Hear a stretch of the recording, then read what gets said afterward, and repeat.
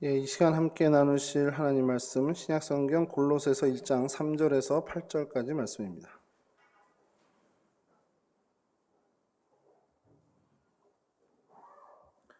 골로새서 1장 3절에서 8절까지 말씀 저랑 한 절씩 교독하시죠. 우리가 너희를 위하여 기도할 때마다 하나님 곧 우리 주 예수 그리스도의 아버지께 감사하노라.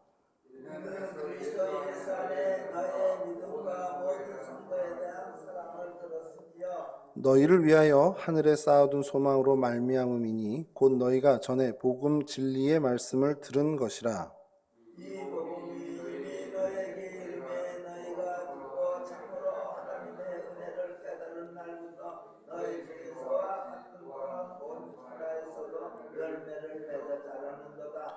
이와 같이 우리와 함께 종된 사랑하는 에바브라에게 너희가 배웠나니 그는 너희를 위한 그리스도의 신실한 일꾼이요 성령 안에서 너희 사랑을 우리에게 알린 자니라.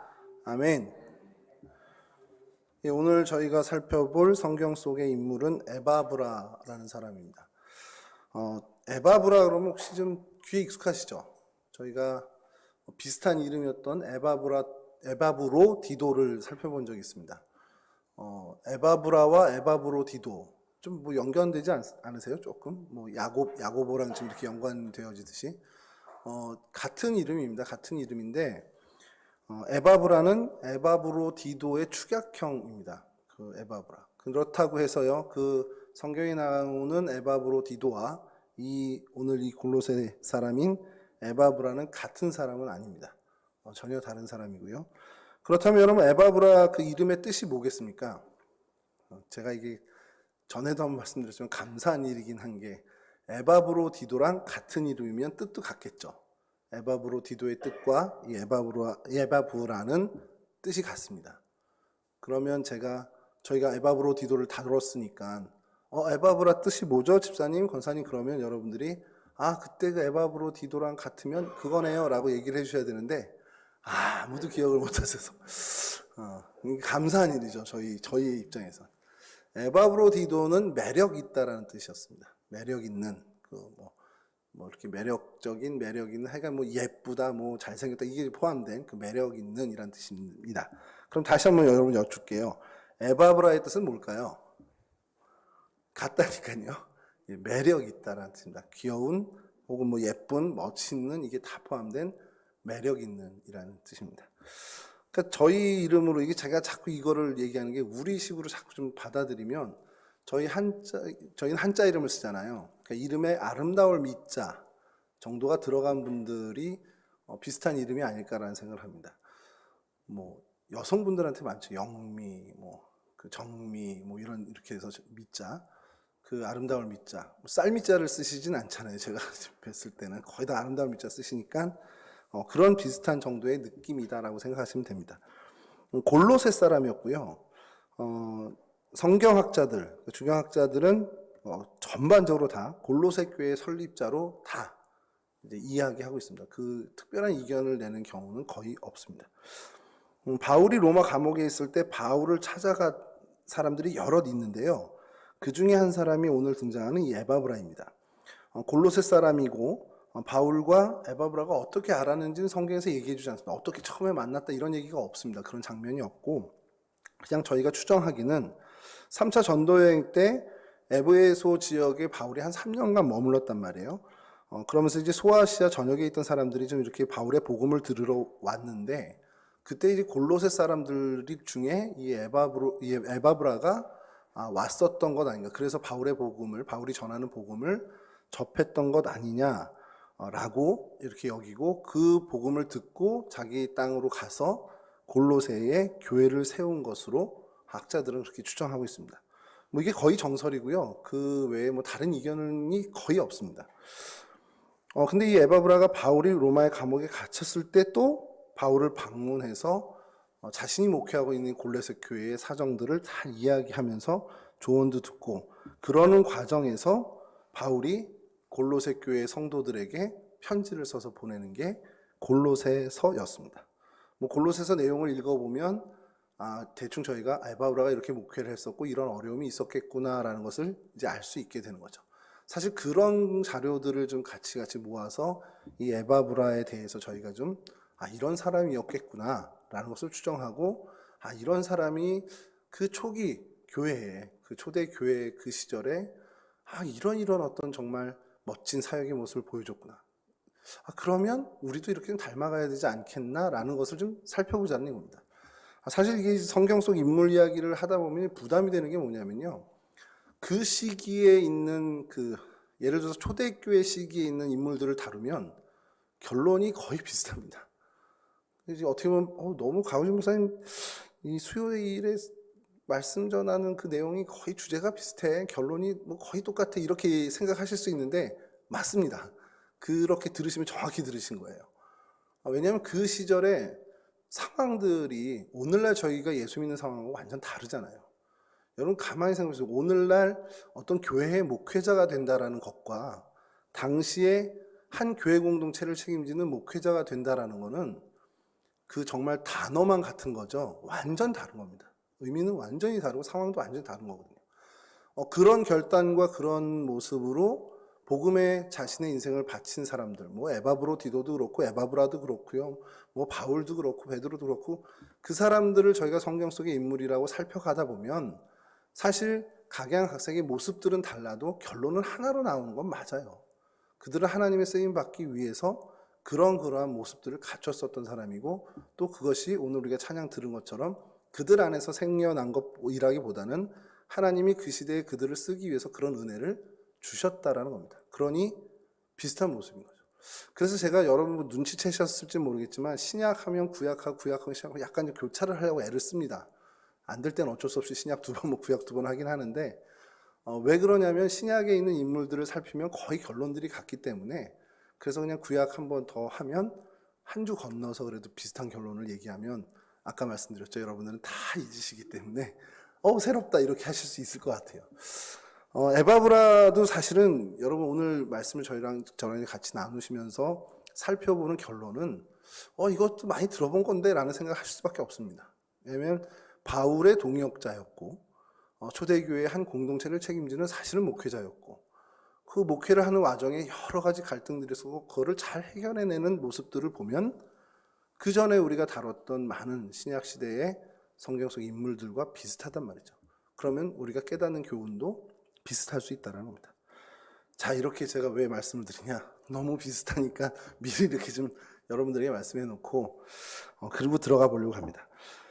바울이 에바브라에 대해서 소개하는 그 부분과 또 골로새서의 여러 이야기들을 좀 종합해서 저희가 좀 추정하는 얘기, 그래서 에바브라의 특징을 좀 살펴보려고 하는데 성경에서 에바브라에 대해서 얘기할 때 그냥 제일 먼저 등장하는 것은 신실한 예수 그리스도의 종이다라는 겁니다. 그의 이제 아이덴티티를 정의해 주는 게 에바브라 예수 그리스도의 종이야 라고 얘기해 준다는 거죠. 에바브라가 바울이 그 에베소에서 하나님 말씀을 강론할 때 그 말씀을 받아들이고 그리스도인이 되었다라는 거, 이거는 모든 중요학자들이 거의 공통적으로 의견을 동일하게 얘기하는데요.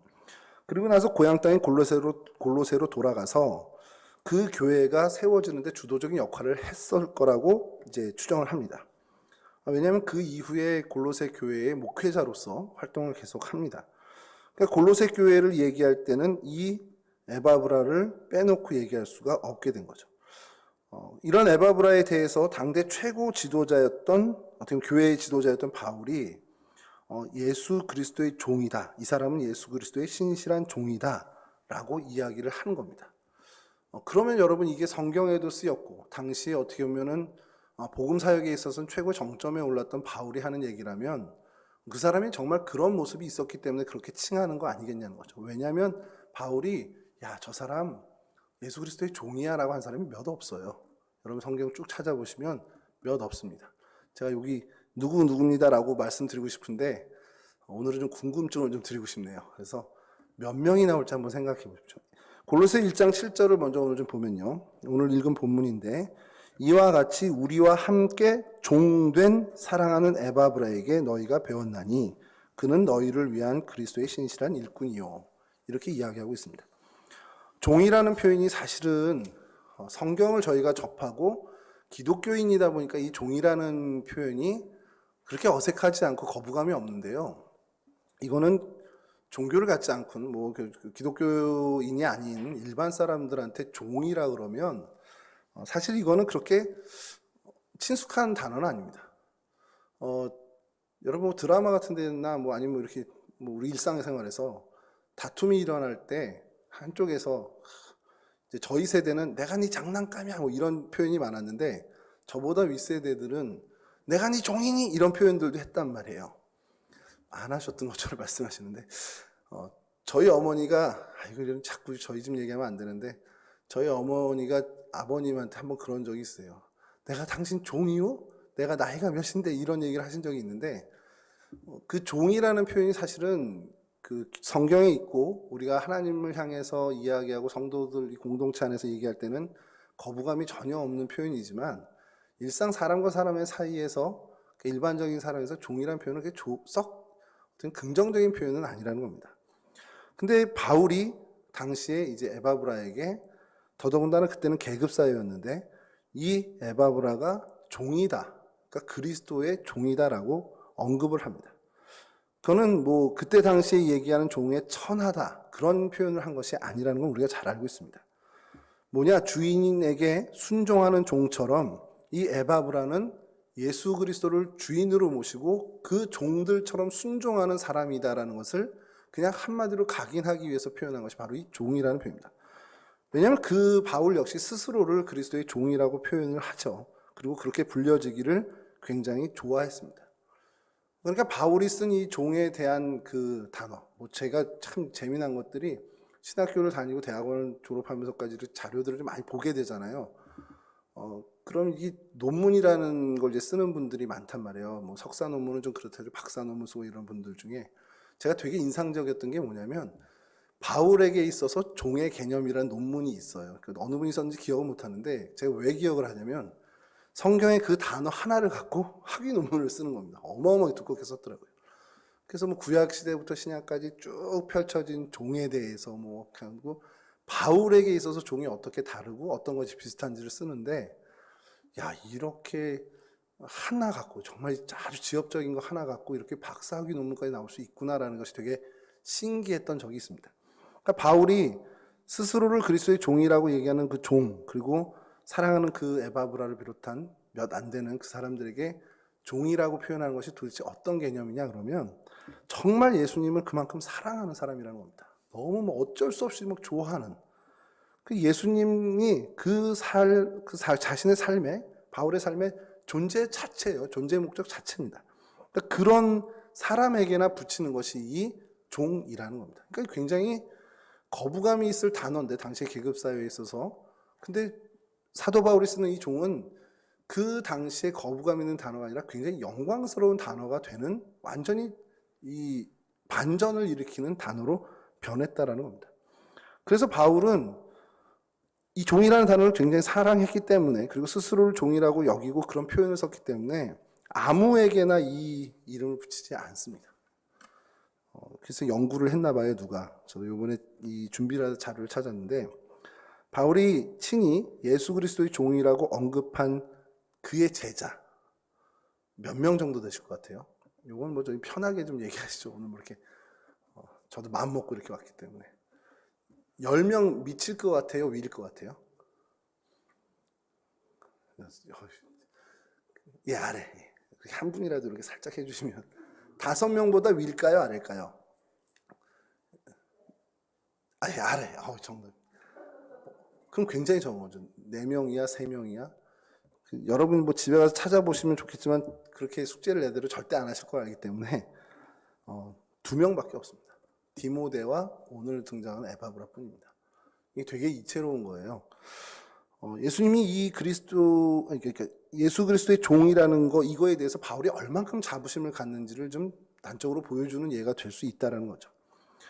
이런 바울이 에바브라를 소개할 때 함께 종된 자라는 겁니다. 나와 함께 종된 자.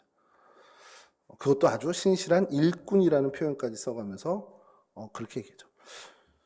바울의 그 종이라는 단어에서 좀 찾아내는 것 중에 하나가 바울이 갖고 있던 종의 개념, 종이 어떤 존재 목적을 갖고 있냐. 그러니까 이제 그리스도의 종 빼고 그냥 종 자체를 놓고 보면 바울은 어떤 인식을 갖고 있냐면 종은 오로지, 정말 오롯이 주인의 즐거움을 목적으로 사는 사람이라는 겁니다. 그러니까 인생의 목적이 딴 게 없어요. 하나도 없어요. 뭐 오래 사는 거, 무병하는 거, 뭐 돈 많이 모으고 아무것도 없고, 뭐 일 열심히 해서 칭찬하는 거 다 필요 없고, 내 존재 자체가 내 주인의 기쁨이 되는 거 하나입니다. 그래서 그렇게 산 종이 있는지는 잘 모르겠습니다만, 그게 바울이 갖고 있던 종이라는 그 개념, 그런 아이덴티티를 갖고 있다는 겁니다. 그러니까 주인 말씀에 절대 복종할 수밖에 없겠죠. 주인의 수족이 될 수밖에 없고요. 주인의 기쁨과 그의 영광을 위해서만 산다라는 겁니다. 에바브라가 예수 그리스도께 그런 사람이었다라는 것을 바울은 인정하고 있다라는 거예요. 이게 얼마나 큰 칭찬입니까? 에바브라에게 있어서.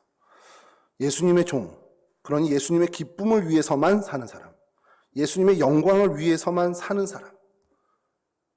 그렇게 못 살더라도 방향은 예수님의 기쁨이 되기 위해서 정말 부단히 애쓰고 예수님의 영광을 위해서 살기 위해 정말 수고하고 애쓰는 그런 사람이라는 인정을 받았다는 겁니다. 이게 에바브라가 갖는 첫 번째 특징이에요.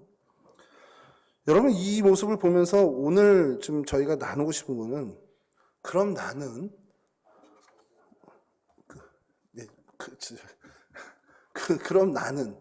그럼 나는 어떻게 살아? 라는 걸 좀 질문해 보자는 거예요, 스스로. 나는 누구의 종으로 살고 있는가? 이건요, 뭐 저도 좀 자유롭지 못한 얘기긴 한데, 내가 누구의 기쁨을 목적으로 살고 있는가를 살펴보면 됩니다. 내가 누구의 기쁨을 목적으로 살고 있는가?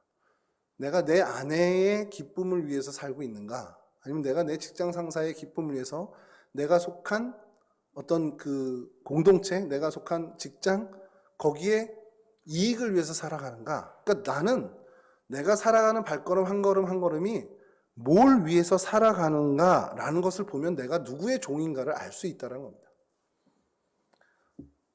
그러니까 오늘 교회 밖에 있는 많은 사람들이 뭘 위해 살아가나 우리가 좀 가만히 들여다보면 명예도 아닙니다, 이제는. 뭐 지위도 아니에요. 그냥 오로지 돈입니다. 그냥 정말 돈이 되는 일은 무조건 하고 하는 일 중에 돈이 안 되는 일은 안 해요. 이게 요즘 세대의 가장 특징적인 모습 중에 하나입니다. 그럼 바꿔 얘기하면 그들은 누구의 종으로 살고 있습니까? 돈의 종으로 살고 있다는 겁니다. 뭐 그 교회 밖의 사람들은 이제 따로 얘기하고 내가 중요하잖아요. 나는 어떻게 사는 거예요. 정말 내가 예수 그리스도의 종으로 살고 있는가? 아니면 내가 내 스스로를 주인으로 해서 스스로 내가 나의 종으로 살고 있는가? 그 질문이 매일 저녁마다 스스로에게 되물어야 하는 질문이 되어야 한다는 사실입니다. 사실 종이라는 것은 섬기는 사람이죠. 대접받는 사람이기보다는 섬기는 사람인데, 내 삶이 정말 누군가를 섬기고 누군가를 높이는 일에 더 많이 집중하는지, 아니면 내가 대접받는 것, 인정받는 것, 그것에 더 내가 집중하고 사는지에 대해서도 같이 물어봐야 된다는 겁니다. 주님은 우리에게 늘 얘기하시죠. 높은 곳에 관심 갖고 위의 자리에 앉으려고 하지 말고 오히려 섬기는 일을 찾아라. 다른 사람들의 낮은 자리를 찾아라. 그렇게 될 때 내가 너를 높여줄게 라는 게 주님이 그리고 당신의 제자들과 오늘 우리들에게 늘 하시는 말씀입니다. 그것은 다시 바꿔 얘기하면 에바브라에게 적용시켜서 다시 우리에게 적용시키면 예수 그리스도의 종이 돼서 예수 그리스도, 정말 주님께 기쁨을 드리는, 좀 쉽게 표현하면 주님이 기뻐하실 만한 일에 집중하는 사람으로 살아라라는 것을 오늘 얘기하고 계십니다. 신약 성경에 잠깐 등장하는 이 에바브라를 통해서 저희에게 또 말씀을 한 번 더 하고 계시다는 것이죠. 바라기는 저와 여러분 정말 진정한 의미에서 주님의 종으로 살아가가, 그래서 우리의 인생이, 우리의 삶이 정말 주님께 기쁨이 되고 주님께 영광을 드리는 삶, 정말 그 표현이 너무 익숙한 표현이지만, 너무 흔한 표현이지만 정말 그런 삶으로 하나님께 영광 돌리는, 그래서 인생의 의미를 삼는 저와 여러분들이 되실 수 있기를 주님의 이름으로 축원합니다. 두 번째 특징은요, 에바브라는 교인들을 가르치는 지도자였습니다. 10장 7절에 다시 한번 그 표현합니다만 에바브라에게서 너희가 배웠나니 라는 표현이 있습니다. 에바브라는 골로새 교인들을 위해서 뭔가를 가르쳤는데 가르친 건 명명백백하게 복음이었습니다. 골로새 교인들을 위해서 부지런히 가르치는 사람. 이 가르침은 이렇게 표현을 하면 당연히 복음인데 그냥 얼핏 저희들이 생각할 땐 어떤 지식적인 걸 전달했나? 물론 조금은 있었겠죠. 세상 사는 지혜 있었는지는 잘 모르지만 뭔가를 자기가 갖고 있던 노하우들을 알려줬겠지만 그것은 다 부수적인 거고요. 진짜 중요한 건 예수 그리스도 그 복음을 전했다라는 겁니다. 그것을 가르친 사람이라는 겁니다. 그리고 골로새 교인들은 그 에바브라를 통해서 예수를 배워갔다라는 거죠. 에바브라가 목회자가 되어서 말씀을 선포하고 사랑으로 섬기고 교리를 가르치고 교인을 위해서 최선을 다한 사명자, 그것을 오늘 바울이 이렇게 1장 7절 골로새 사람들에게 보내는 편지에서 정확하게 표현하고 있다는 거죠. 에바브라가 얼마나 어떻게 목회를 했는지 또 얼만큼 잘하고 어떤 성과를 이뤘는지 절대 알 수 없습니다. 이 땅에서는 알 수 없습니다. 성경에 나오지 않기 때문에 저희가 절대 알 수 없는데 그냥 우리가 추정하는 것, 성경에 기록된 이 말씀을 근거로 우리가 추정할 수 있는 거는 에바브라가 교인들을 사랑했을 거고 그래서 그들을 위한 모범적인 목회를 했을 거라는 거죠. 왜 그렇게 추정하냐? 사도 바울이 인정하고 성경이 되어버린 이 골로새서의 기록을 남겼고 하나님은 그 편지를 오늘 우리에게 하나님의 말씀이라고 성경으로 남기셨다는 거예요. 그렇다면 우리가 그렇게 추론할 수 있다는 거죠. 하나님도 인정했고 바울도 인정했는데 우리도 당연히 인정해야죠. 문자로서 그가 어떤 성과를 냈고 골로새 지역의 인구 몇만을 변화시켜서 몇 명에게 세례를 줬고라는 표현이 없다 하더라도 그는 당신이 섬기고 있는 그 목회지 골로새 성도들을 사랑했을 것이고 그래서 그들을 위해서 정말 많은 애를 썼던 목회자였을 것이다라는 것. 그렇기 때문에 사도 바울을 통해 하나님은 2000년 후에 오늘 우리에게 이 에바브라를 이야기해주고 싶으셨다는 사실입니다. 그러니까 단적으로 두 번째 특징 뭐냐 그러면 교인을 참 잘 가르친 지도자 이런 거 다 포함해서 뭐냐? 정말 목회에 최선을 다했던 사람이라는 겁니다. 그게 목회자로서의 목회도 되지만 오늘 우리 사명자들에게 다 똑같이 적용한다면 하나님이 나에게 맡겨주신 그 사명에 정말 죽을 힘을 다해서 최선을 다했던 사람이라는 겁니다. 아까 처음에 말씀드린 것지만 당시 교회 공동체의 목회자가 된다라는 거, 그거는 우리가 그냥 생각하는 것 훨씬 이상의 일입니다. 오늘날처럼 어쨌든 간에 체계가 잡혀 있고 그래서 목회를 하든 뭐라든 열악하고 어려운 부분들이 분명히 있습니다만 어쨌든 간에 예수 믿는다고 누가 와서 때리거나 죽이진 않잖아요. 그런 분들도 있을지 모르겠지만 예수 믿는다고 해가지고 뭔가 내가 생명의 위협을 느껴라는 것은 극히 일부의 일입니다. 그러나 당시는 어땠을까요? 바울도 마찬가지지만 수많은 위험의 고비를 넘겨야 되고요. 상상도 할 수 없는 박해를 당해야만 했습니다. 당시 교회 지도자가 된다는 것은 이 모든 것들을 감수해야 되는, 그것은 다 바꿔 얘기해서 내 생명 내놓고 해야 하는 일이었습니다. 한 10년 좀 더 된 것 같은데요. 그 10년 전쯤에 중국에 계시는 선교사님을 좀 연이 닿아서 좀 알게 되고 또 한번 방문도 하게 되는 기회가 있었습니다. 근데 이제 그때 선교사님한테 들은 여러 얘기들 중에 북한이든 중국이든 그 지하교회라고 우리가 칭할 수 있는 그런 몰래 모여서 예수 믿는 그 예배를 드리는 그런 분들, 그런 교회 공동체에 대해서 얘기 듣고 거기 관계된 한 분도 좀 만나긴 했는데 그분들 상황을 들으면 이게 진짜야 라는 생각이 먼저 듭니다. 정말 과장하는 거 아닐까? 근데 증언들이 너무 동일한 거예요. 그 여러분들의 그 이야기가 이 사람이 약간 좀 포장을 하면 좀 저쪽에서는 들으면 그 포장이구나 이렇게 할 수가 있는데 그냥 정말 똑같은 얘기들을 하니까 이게 과장이 아닐 수 있겠구나라는 생각이 좀 들었습니다. 선교사로서 또 목회자로서 그런 상황 속에서 사역하는 게 오늘날 2000년대를 살아가는데도 이렇게 어려운 일인데 당시는 지금 뭐 중국이나 북한 지하교회보다 더 했단 말이에요. 전혀 다른 상황, 전혀 다른 그런 환경에서 목회를 했다. 아니면 더 열악한 환경과 상황에서 목회를 했던 사람들. 그게 오늘 성경에 등장하는 바울과 또 에바브라와 같은 사람들이라는 겁니다.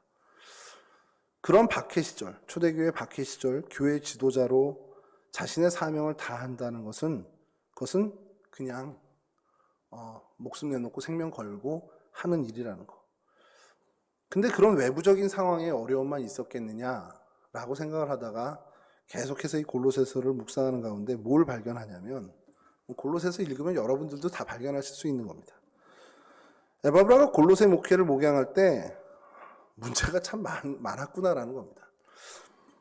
그렇죠? 어느 교회를 목회하거나 사명을 감당할 때 모든 문제들이 다 잘 해결되고 어려움이 정말 다 없으면 얼마나 좋겠습니까? 목회하는데 정말 다 순탄해. 고민할 일이 하나도 없어. 그럼 정말 최고겠지만 그런 교회 아직 전 본 적이 없습니다. 오늘날에도. 마찬가지죠. 오늘날뿐만 아니라 어느 시대 어느 상황에서 다 마찬가지지만 이 목회라는 게 그렇게 쉬운 게 아니라는 겁니다. 뭐 목사님이든 목회자든 뭐 우리 장로님이든 권사님이든 그 모두가 나의 사명을 감당할 때 성실하게 또 진실하게 해도요. 성경에 표현하는 그 누룩이 퍼지는 것처럼 악한 요소들이 교회 안에 퍼질 때가 있어요. 그리고 정말 아예 귀 닫고 정말 말을 듣지 않는 사람들도 있습니다. 그리고 왜 이렇게 이상한 소문들이 많은지 전혀 사실이 아닌 얘기들이 퍼져나가는 것들도 있습니다.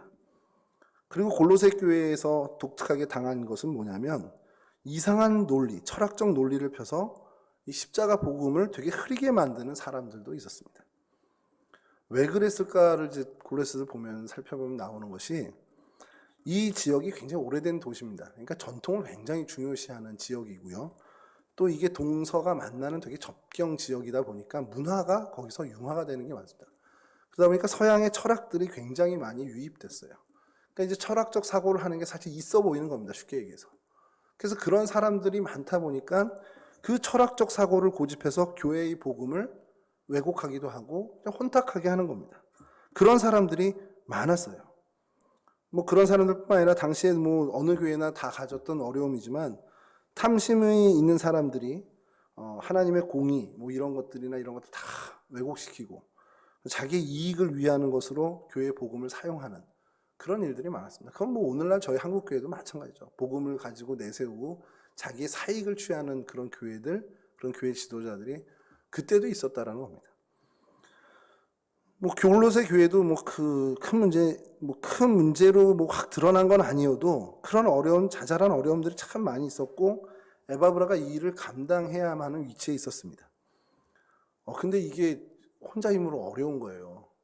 그래서 여러분들에게 다시 한번 좀 질문을 드리는 게 여러분들이 뭔가 교회에서 직분을 맡고 일을 할 때 정말 어려운 문제를 만나면 어떻게 합니까? 야, 이거 나 혼자 할 수 없는 일이라는 게 딱 완전히 확신이 되면 여러분 어떻게 하시죠? 저는 아는데 여러분들 봐왔기 때문에 여러분들 보면 같이 그 고민을 나눌 수 있는 분에게 같이 그 고민을 나누고 함께 기도하자고 하시더라고요. 에바브라도 마찬가지였다는 겁니다. 에바브라 역시 이 일을 감당해야 하는 위치에서 그 일을 혼자 감당하기엔 도저히 무리라는 판단을 했던 모양이에요. 그러자 그 문제를 가지고 겸손하게 바울을 찾아간 겁니다. 로마의 감옥으로, 감옥이라고 해서 지금 형무소 같은 분위기는 아닙니다. 이제 가택연금 정도로 생각하시면 되는데 찾아가서 자신의 목회적인 그 문제들을 이야기하죠. 이게 여러분 어떤 마음일까? 그런 생각을 좀 해보면 그냥 내 마음대로 그냥 다 해버리지 말 거야 이런 마음은 아니잖아요. 이건 분명히 교회 공동체 안에 있는 문제를 정말 건설적으로 해결하고자 하는 의지라는 겁니다. 그건 달리 뭘 얘기하냐? 공동체를 살리고 싶다라는 거예요. 공동체 포기 못하겠다는 겁니다. 근데 공동체를 살리자 포기 못하겠다는 건 다시 바꿔 얘기하면 뭡니까? 그 공동체 일원을 사랑한다라는 겁니다. 뭐 어느 교회라고 얘기하면 여러분 다 아실 것 같아서 얘기를 못 드리지만 이 지역에 가까운 감리교 하나 100년 이상의 역사를 갖고 있던 교회가 있었습니다. 정말 우습게 이게 교회가 무너지더라고요. 몇 그룹으로 나눠져 가지고 싸움이 생기고 그러면서 교회 재산이 쪼개지고 사람들이 서로 막 반목하면서 엄청난 큰 다툼이 벌어지면서 진짜 뭐 1년 조금 넘는 시간인가? 그 시간 동안에 교회가 완전히 하나가 없어졌어요. 100년, 120년이 넘은 교회인데. 제가 그때 그 생각하면서 보면서 뭘 생각했냐? 야, 어느 그룹 한쪽에라도 정말 교회를 사랑하는 그룹이 있었다면 이게 이렇게 되지는 않았을 것 같은 거예요. 다 자기 주장만 합니다. 그래, 네가 얘기하는 게, 내가 얘기하는 게 맞고 제가 얘기하는 게 틀리는 게 분명한데도 불구하고 계속 가다 보면 교회가 쪼개질 거를 생각해서 양보하는, 야, 그래도 우리가 교회를 쪼개지는 말아야지 라는 그런 교회 공동체를 사랑하는 마음으로 한 걸음만이라도 물러났다면 안 깨졌을 겁니다. 그 어느 그룹 중에 한 그룹이라도. 그게 없었어요. 에바브라가 나 쉽게 더러워서 못 해먹겠네 하고서 그냥 자기 마음대로 했다면 본인은 편할 수 있을 겁니다. 본인은 어떻게 보면 더 유익할 수 있어요. 스스로에게는. 근데 그게 아닌 겁니다. 왜냐? 그는 공동체를 사랑했거든요. 공동체를 사랑했다는 건 바꿔 얘기하면 아까도 말씀드린 것처럼 공동체의 이런 한 사람 한 사람을 진심으로 사랑했기 때문입니다. 바울은 그의 그 모습을 정확하게 본 겁니다.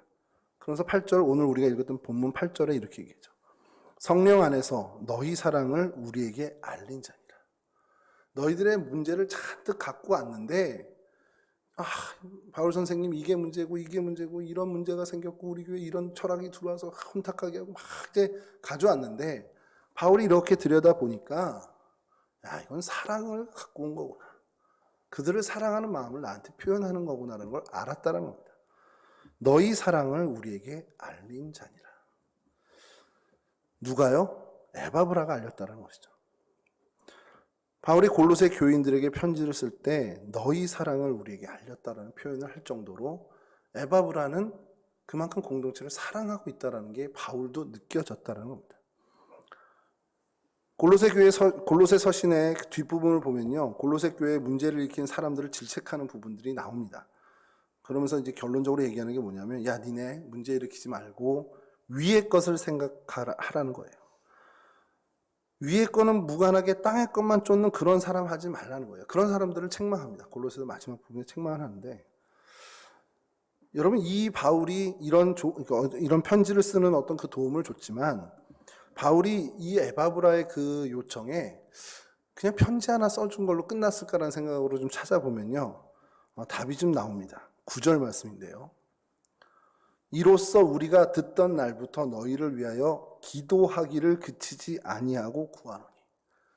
바울이 참 대단했던 사람인 게 에바브라가 그런 잔뜩 목회의 문제를 가지고 왔는데 그걸 듣고 편지를 써주면서 책망하는 것도 했지만 근데 그거보다 먼저 뭐 했냐면 9절에 듣던 날부터 너희를 위하여 기도하기를 그치지 아니하고 구하노니. 바울은 골로새 교회를 위해서 그 날부터 기도했다라는 겁니다. 여러분 이게 얼마나 아름다운 동역의 모습입니까? 에바브라의 그 요청에 바울이 이렇게 화답하는 거. 그렇게 기도하던 바울이 골로새 교회를 위해서 결심을 하고 펜을 들었고 그래서 그리스도 복음에 대해서 다시 한번 교리적으로 글을 기록하는데 우리가 잘 알고 있는 골로새서의 대표 그리스도의 우주적 찬미송이 이 골로새서 안에 들어있다는 겁니다. 잘못된 교리, 사상들을 책망하고요. 그 모든 일들을 또 사랑의 말로 권면하는 모습도 볼 수 있습니다.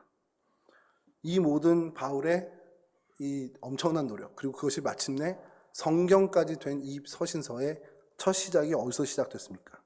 에바브라의 마음에서 시작된 겁니다. 참 지도자의 심정으로 도움을, 중보 기도를 요청한 거죠. 내 성질대로, 내 뜻대로, 내 고집대로 해도 될 건데 그러기에는 이 공동체를 사랑하는 사랑이 너무 컸습니다. 그래서 바울에게 찾아가서 기도해 주세요. 이겁니다. 이 골로새 교회를, 내가 속한 이 교회를 위해서 함께 기도해 주세요. 이것을 요청한 거죠. 그리고 기도의 편지까지, 그리고 그것이 마침내 성경이 되는 정말 놀라운 역사의 결과를 어떻게 보면 낳게 됐다는 것이죠. 여러분 이 모습을 보면서 나를 좀 살폈으면 좋겠는 게요. 여러분들이나 저나 우리 교회 안에서 크든 작든 어떤 책임을 맡고 사는 사람들입니다. 아우, 교회 내가 너무 바빠서, 아우, 나 이거 좀 내려놓고 싶어. 이런 분들 참 많이 들어요. 그러니까 연말 되면, 동성교회는 확실히 덜한데요. 전에 있던 교회의 연말이 되면 그렇게 뵙자는 분들이 많아요. 목사님 저 잠깐만 봐요. 뭐 다음 주일에 뭐 2부 예배 끝나고 잠깐 봐요. 그래서 요쯤에 만나서 들으면 무슨 얘기들 하시냐면, 아, 나 내년에는 좀 내려놓을게요. 이 얘기를 다 하십니다. 그래서 내려놓으면 뭐 하시려고 그러세요? 저 이제 여쭈면, 아, 그냥 좀 나 개인적으로도 성경도 좀 보고, 좀, 뒷선에서 그냥 그런 어떤 역할 안 맡고 잘 도울게요. 이런 얘기들을 하시거든요. 그러실 것 같죠? 제가 그런 분을 본 적이 없습니다. 내려놓으시고 안 나오시면 안 나오시지 더 열심히 돕겠다, 다 거짓말이에요. 목사를 놓고 다 목사한테 거짓말 한다고 제가 막 뭐라 그런 적이 있는데, 여러분, 우리가 크든 작든 뭔가 책임을 맡은 사명자로 살아갑니다. 근데 이 사명이요, 늘 순탄하면 좋은데 그렇지가 않아요. 교회에서 맡은 사명이니 늘 즐겁고 행복하면 좋을 텐데 그렇지가 않습니다. 사람들도 힘들게 하고요. 뭐 많이 힘들게 하잖아요. 뭐 마음 긁는 분도 있고 협조도 안 하고 그냥 속 썩이고 이런 분들이 많은데 죄송합니다. 그러면서 기운 빠지고 힘들고 또 탈진하기까지 해요. 그런데 여러분, 주님 우리한테 말씀하시죠. 그래도 포기하지 말라라고. 참된 사명자의 심정으로 죄송합니다. 정말 맡겨진 사명을 진실하게 생각하는 그 사명자로 마음을 추스리고 용기를 내고 주님께 부탁하고 또 서로에게 기도로 도울 수 있는 그런 분들과 함께 기도하면서 이겨내라는 겁니다. 하나님 맡겨주신 일이고 교회 안의 일인데 왜 어려워야 돼요? 이런 질문들이 있습니다. 왜 하나님이 어려움을 주실까요?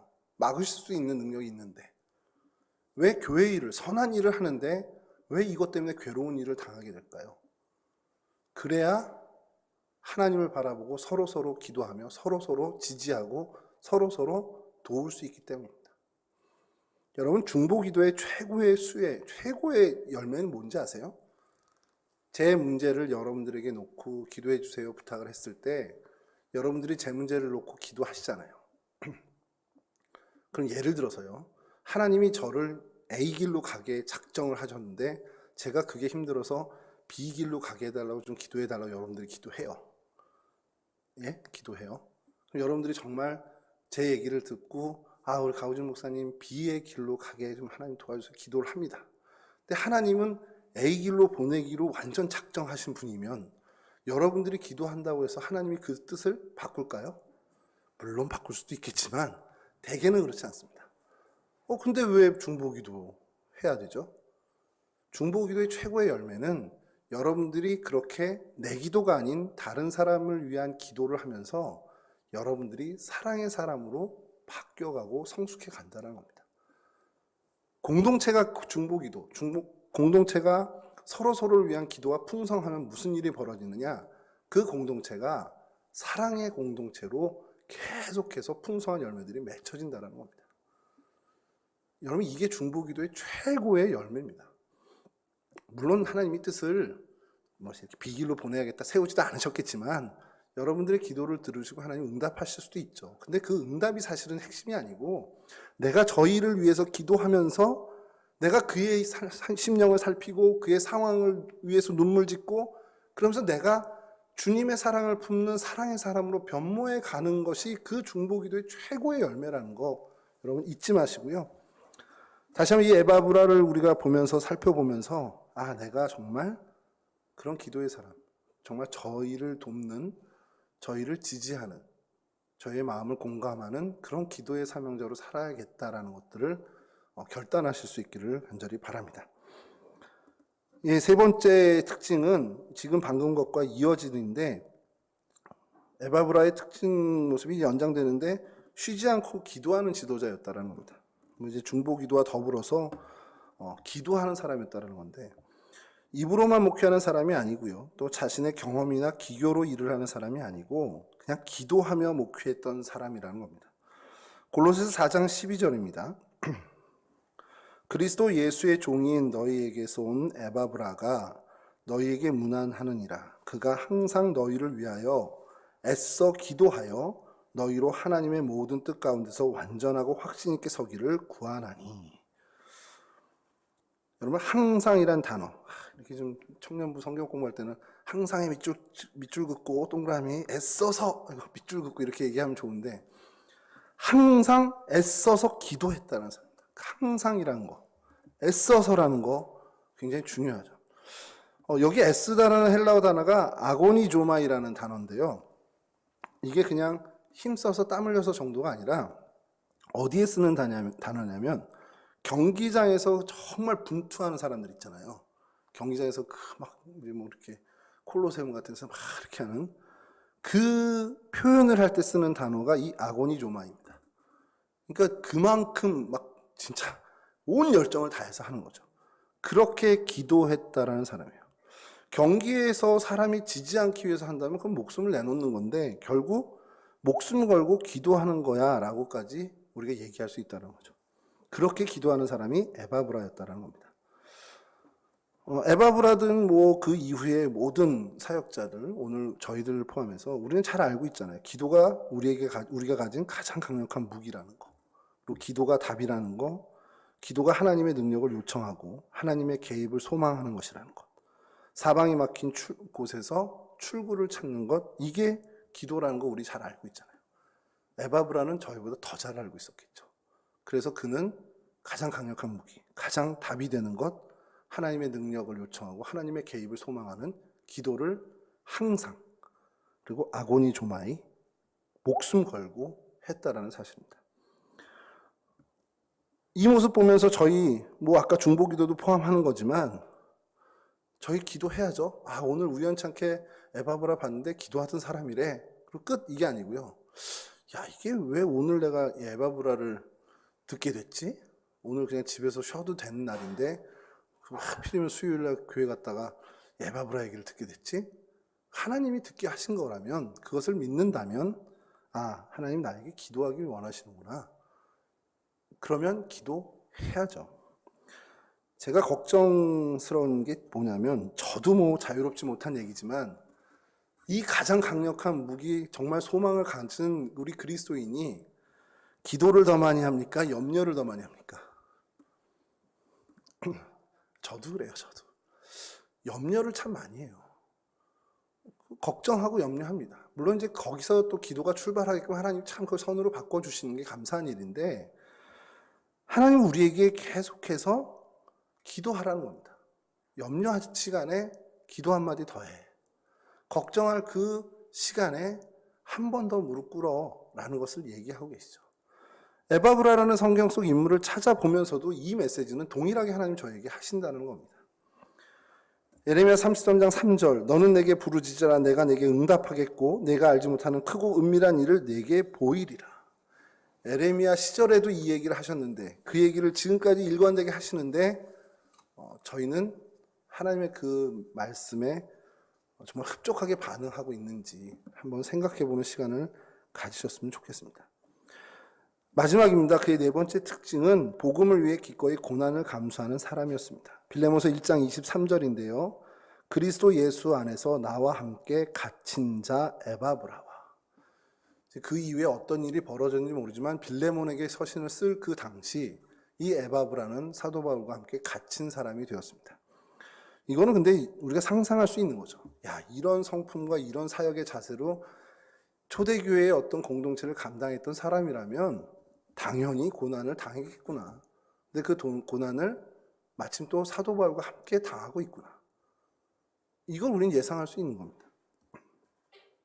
복음 때문에 어려움을 당하고 있다. 여러분, 이게 오늘 말씀을 이제 마치는 이건데, 사실 에바브라를 보면서 이 메시지를 찾으면서 되게 부끄러운 것 중에 하나입니다. 목회 데이터 연구소라는 곳이 있어요. 요거만 좀 짧게 말씀드릴 텐데, 현재 교회를 다니고 있는 사람들을 대상으로 조사를 했습니다. 뭐 정확한 수치는 제가 기억이 없어서 막 찾았는데도 좀 안 나오던데, 교회를 다니는 이유를 묻는 항목이 있는데, 의미 있는 삶을 살기 위해서, 사람으로 마땅한 일이어서, 이렇게 답을 한 거예요. 교회 왜 다닙니까? 그랬더니 의미 있는 삶 살라고요. 난 당연히 교회 다녀야 되는 거 아니에요? 이런 답을 한 사람. 또 많은 사람들과 교제를 위해서 다니는 사람, 소속감을 갖고 싶어서, 봉사활동을 하고 싶어서, 보다 나은 건전한 사회를 만들기 위해서. 자, 이런 답이 있었고요. 많은 수가 답한 게 뭐냐면 내세를 위해서. 그러니까 죽은 다음에, 그러니까 죽음 때문에 다닌 거죠. 그만큼 또 높은 응답을 기록한 것이 뭐냐면 복받기 위해서입니다. 그러니까 이 땅에서 잘 살기 위해서라는 답이 굉장히 높은 응답을 한 거예요. 그러니까 그 교회 왜 다니십니까 했을 때 우리 예전에 이제 정했던 딱 예수 믿고 복 받으려고 이걸 많이 쓴 거죠. 그래서 여기에 추가로 질문한 항목이 있는데 교회 다니는 것으로 인해서 손해를 보게 된다면 어떻게 하시겠습니까? 그러니까 당신 교회 다니는 것 때문에 앞서 얘기한 것들, 당신이 다닌다는 이유, 그게 손해를 보게 되면 어떻게 할래? 라는 겁니다. 이어지는 질문이었죠. 과반수 이상이 감수하겠다. 이거 감사한 일이죠. 근데 비슷한 수준으로 그럼 안 나갈래. 이게 답이었어요. 그러니까 여기 계시는 분들 반은 교회 다니면서 내가 기대했던 거 못 얻으면 반 정도는 그럼 뭐하러 다녀? 이런 생각을 하실 수 있는 분이라는 거죠. 여기 계신 분이 아니라 이제 교회 안에 있는 식구들 중에. 그러니까 신앙생활이 내게 도움이 되는 선에서는 유익하고 좋은 거지만 이 신앙생활이 내게 도움을 넘어서 해가 되는 거라면 굳이 내가 붙잡을 필요가 없다라는 겁니다.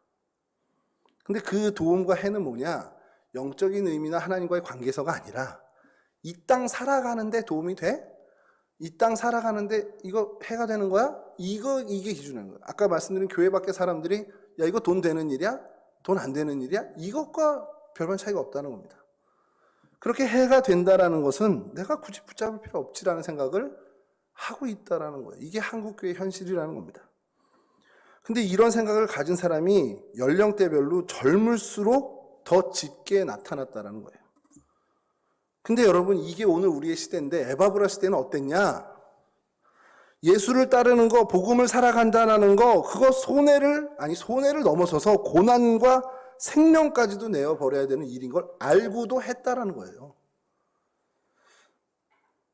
여러분 그런 선택을 했던 사람들이 초대교회 우리 신앙의 선배들이었고 에바브라 역시 그런 선택을 한 하나님의 일꾼이었습니다.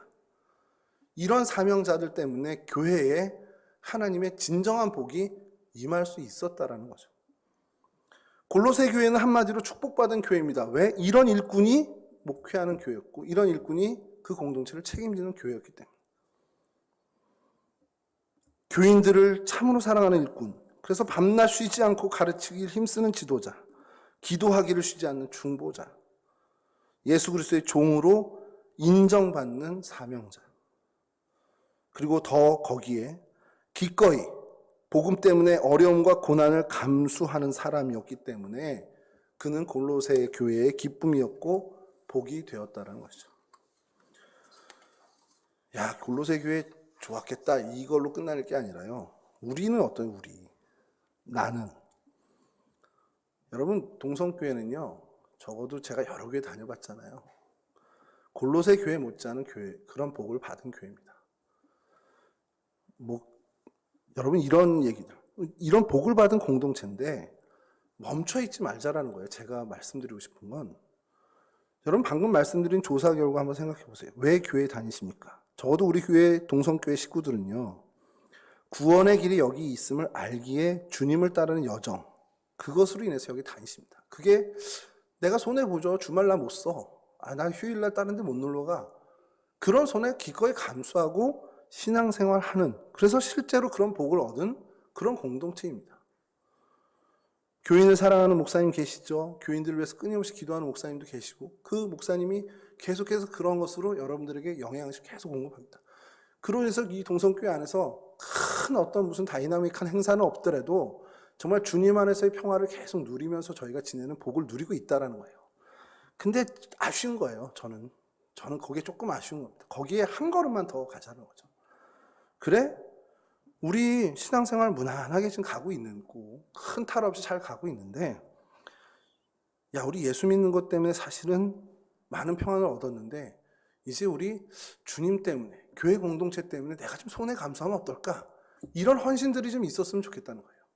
청년들한테도 좀 얘기하는데, 청년부 활동하면서 내 직장생활, 내 학교생활 정말 잘하면 제일 좋죠. 근데 이게 물리적인 시간이 안 그렇잖아요. 청년부 일을 정말 맡아서 임원으로서 일을 하려면 내 잠자는 시간이라도 줄여야 돼요. 내 노는 시간 좀 줄여야 되고 친구 만나는 시간 좀 줄여야 돼요. 근데 그거 기꺼이 감수할 수 있냐? 감사한 건 지금까지 우리 회장단 임원들이 감수해 줬다라는 겁니다. 근데 이제 코로나 이 시절 이후에 이제 그 손에 그 어떻게 보면 불편함을 더 요구해야 될 텐데 준비해라 이제 이렇게 얘기를 했죠. 근데 이게 청년들만의 일이 아니라는 거죠. 우리 동성교회 온 식구들에게도 주님이 요구하시는 부분 아니겠냐라는 겁니다. 종합관 우리 건축하고요. 또 앞으로 이제 종합관 건축 이후에 많은 우리 교회 안에서의 섬겨야 할 일들이 많을 텐데, 야, 저거 내가 발 담궜다가, 야, 난 주말 이제 못 쓰네. 야, 난 주일 오후에 이거 늘 하는데, 나 그거 나는 포기 못 하는데, 이런 것들 좀 다 한번 버리셨으면 좋겠다라는 겁니다. 에바브라처럼, 아니, 당시의 초대교회의 성도들처럼, 내가 복음 때문에, 예수 때문에, 내가 조금 손해보자. 내가 조금 더 불편해보자. 내 교회 다니는 것 때문에 내가 좀 희생하는 길을 선택하자. 이런 결단들이 우리 안에 좀 풍성하게 좀 맺혔으면 좋겠다는 겁니다. 제가 전에도 한번 말씀드린 적이 있는데, 제가 선교사님들을 만나면 항상 그냥 마음에서 무릎을 꿇어요. 왜 그러냐면, 저는 예수님 때문에 얻은 게 많은 사람이라고 생각을 합니다. 근데 그들은 예수님 때문에 포기한 게 많은 사람이더라고요. 버리고 잃은 게 많은 사람들. 그 간극을 못 좁히겠어요. 그 격차를 진짜 발벗고 뛰어도 좁힐 수가 없는 걸 제가 느낍니다. 그런데 여러분, 사역자들만이 아니고 성도들 사이에서도 마찬가지고, 저분은 예수님 때문에 포기한 게 많아. 저분은 예수님 때문에 불편을 감수한 게 많은 사람과 예수님 때문에 누린 게 많고 평안을 더 얻은 사람, 그 격차는요, 채워질 수가 없다라는 거죠. 말씀 마치겠습니다. 오늘 이 말씀이 오늘 나에게 요청하신 말씀인 줄 알고 이런 일꾼 되실 수 있기를 간절히 축원합니다. 복음을 위해서, 주님을 위해서, 특별히 주님의 몸된 교회 공동체를 위해서 내가 기꺼이 감당해야 할 불편함인가, 내가 기꺼이 감당해야만 할 손해라면 아멘으로 감당하실 수 있는 믿음의 용장들까지 되시기를 주님의 이름으로 간절히 축원합니다. 그런 믿음의 일꾼들, 그런 믿음의 정말 놀라운 용장들이 우리 동성교회에 가득하기를 주님의 이름으로 간절히 축원합니다. 우리 찬송 한 장 하시고 주님의 기도로 마치겠습니다. 찬송가 369장입니다.